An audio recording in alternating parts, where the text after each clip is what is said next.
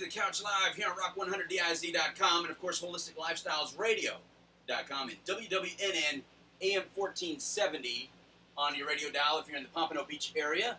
And, of course, this is the YouTube segment for the Couch Live, brought to you by DLMSuccess.usana.com. That's DLMSuccess.usana.com.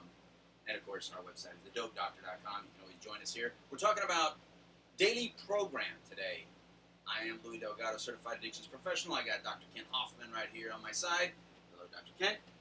Good morning. And, of course, we have Denise McLean-Solis way over there. Hey, I'm over in the corner. There you go.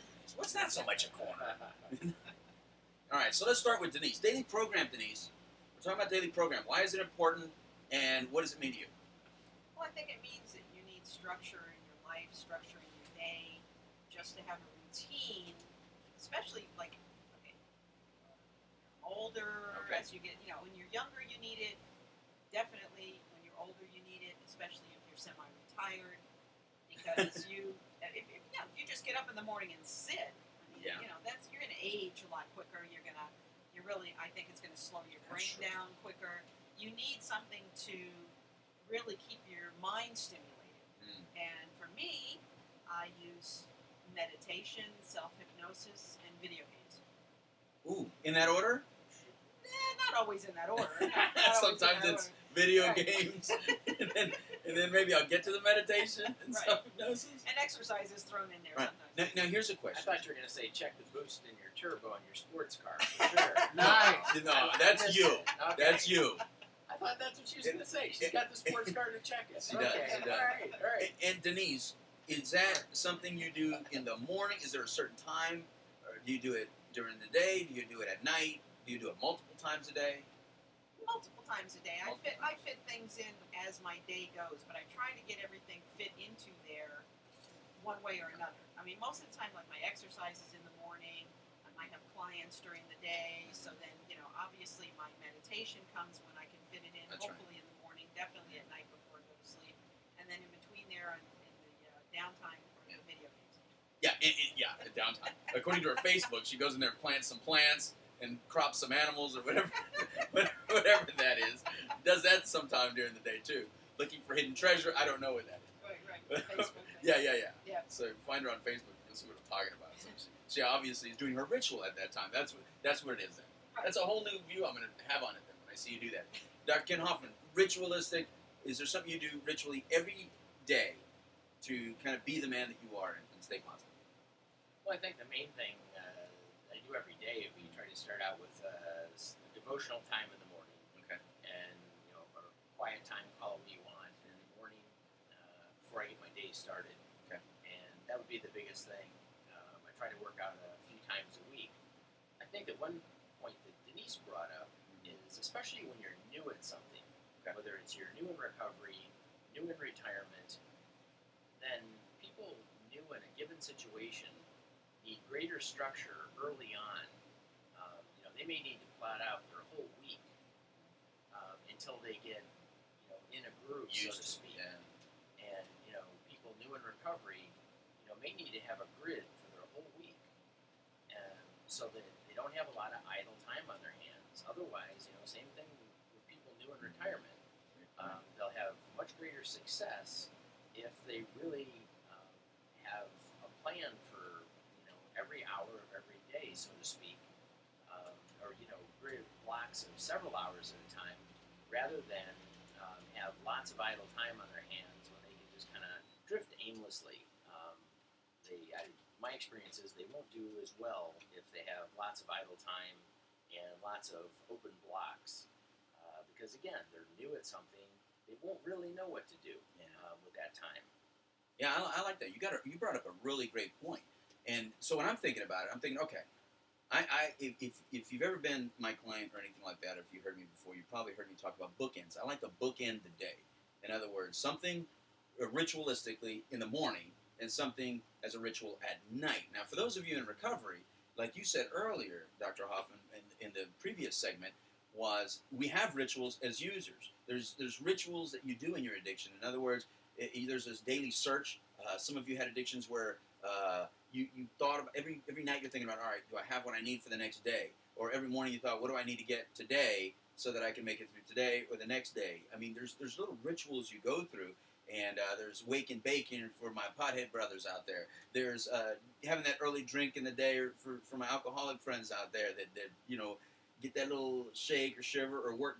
They think they work better with one or two in them, so they can make it through the day until lunchtime, and then go on and on and on. For our pill addict friends out there that they know they better have what they need for the following day. They don't want to get into withdrawals and stuff like that, but you know what I'm talking about. Anyway, so in recovery, I like to bookend the day. In the beginning, in the morning, there's some sort of ritual, and I like the devotional thing. I like reading quotes. I'm more of a quote man, like maybe a one-paragraph kind of guy. I'm not into reading a whole chapter in the morning or at night or something like that. But that's just me, and that's because I gave up reading after college. They made me read so much, I was done.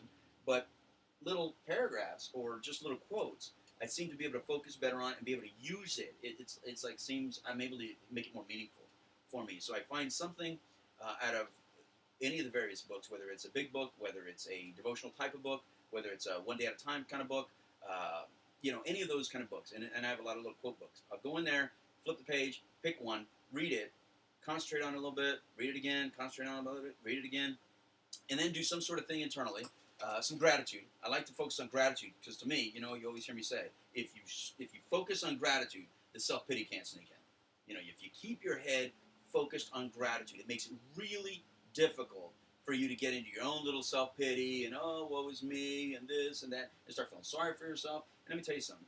If an addict in recovery or anybody really starts feeling sorry for themselves, that just leaves the door open for a lot of inappropriate thoughts, inappropriate actions, maladaptive behaviors. So let me get into psychobabble. Things can go downhill in a hurry. Yeah, thank you very much. Don't let me get into that psychobabble too. Woo! Where was I going with that? I was about to get ugly, you know what I'm saying though? But it makes the head go in a very bad place, and that's not where I want to be. And there's a lot of you that I know that's not where you want to be either. So that's gratitude. What? You laughing at me? Gratitude. So at night, same kind of deal. All right, this is what I did all day. I made my promise in the morning. I had my focus on gratitude in the morning. Now I made it back home. Well, listen to me. Some people didn't make it back home today. Some people didn't get back in that nice, cozy bed and that house and that place. And so, yeah, you may have your bills piled up. Yeah, you may be alone. Maybe you lost your wife. Maybe you lost your husband. Maybe you lost your kids or something. But you're home safe, and you got to focus on that gratitude again because you got to like turn off that light. You got to close that store. It's almost like you open the store, and then now it's time to close it down. And so the same kind of thing. Read something, journal something, let it out. Whatever you got to do, call somebody.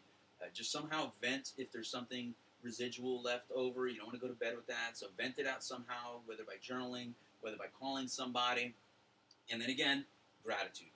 End it with gratitude. If you end it with gratitude, that self-pity can't sneak in, and you can't get into the woe is me stuff because that's when you really can't sleep, right? If you start thinking about, oh my God, I have to do this. Oh my God, look at me. And your mind starts going, and you can't. I mean, that'll just get the whole circle going, and you can't sleep. Exactly, and that's where that self-meditation you were talking about, or no, you call it self-hypnosis. Self-hypnosis. That's where that self-hypnosis comes in. And it kind of means the same thing then, right? You call it self-hypnosis. I got to get used to calling it that. Is that what it is? Something? No. Why did you give me that look? Yeah, you can call it self-hypnosis. What do you call it? I want to know all the names that we call it. What, the stuff you do at the end of the day? Yeah, that piece that I do it, where you get in that calm state, I would call it like a meditative state. What do you call it? Quiet time.